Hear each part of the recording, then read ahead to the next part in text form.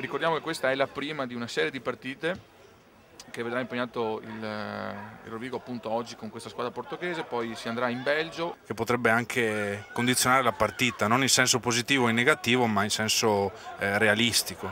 Intanto esce il calcio di punizione. Sia appunto Albertino Chillon non erano stati per niente precisi. Cosa dici tu, Antonio? Può influire questo? Intanto portiamo a casa i primi 3 punti. Sì, sicuramente il ragionamento che fai tu è un ragazzo arrivato qui tra virgolette in sordina, ma che si è guadagnato molto bene la prima linea rodigina, la maglia numero 2, anche per questa cosa che è successa a Momberg. Adesso ci sarà un cartellino. C'è intanto la meta per il Rovigo, tecnica. Sì, assolutamente sì. Un buon lancio in touche e discreto in giro per il campo, quindi un ragazzo che è riuscito a conquistarsi la maglia numero 2. Guardate che siamo riusciti con una Rodriguez a rallentarlo e poi metterlo a terra. Ora loro si stanno giocando schiena. un pallone, non sono velocissimi un altro nella trasmissione grabber del pallone, però un grabber che potrebbe mettersi in difficoltà ci ha messo in difficoltà. Non va.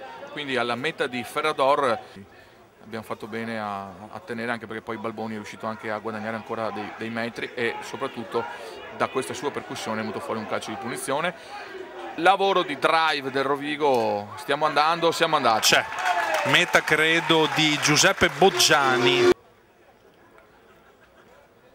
Sì, gira bene, molto bene. Sì. La mia coordinata è sicuramente quella che ha avuto più successo, perché col drive ancora non siamo riusciti a essere performanti, perché loro comunque hanno fatto un buon lavoro. Andiamo. Tenga era stato stappato dal sinistro portoghese, ma una buona spinta sul drive, perché ci mettono sempre in difficoltà sul nostro lato destro, per cui non si è velocizzata la manovra. Ora vediamo cosa viene fuori.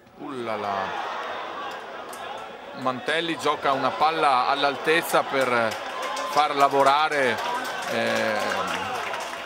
Ruffolo, ma molto abile. Andato a buon fine e che invece ha lasciato libero il marcatore della meta. E nonostante la scivolata sul tentativo di trasformazione, pallone lento. Sono in crisi un po', ma noi preferiamo giocare vicino. Nel frattempo i portoghesi riescono a ricostruire la linea, però siamo a pochi metri dalla linea di meta e proviamo ad attaccarla. Sì. E ce la facciamo segnando. Forse bisognerà farlo giocare. Ha chiuso troppo Mantelli, forse scivolando anche un po'. Di rischiare un passaggio pressapochista. Eccoci qua, una schiena, c'è una piccola superiorità all'esterno, ma loro vanno dritti, rompono il placcaggio. Troppo facile. Rodriguez non ci pensa neanche per l'anima di poco, ma fatto bene. Sono riusciti a rimanere comunque in partita, anche se il risultato non è mai stato in discussione.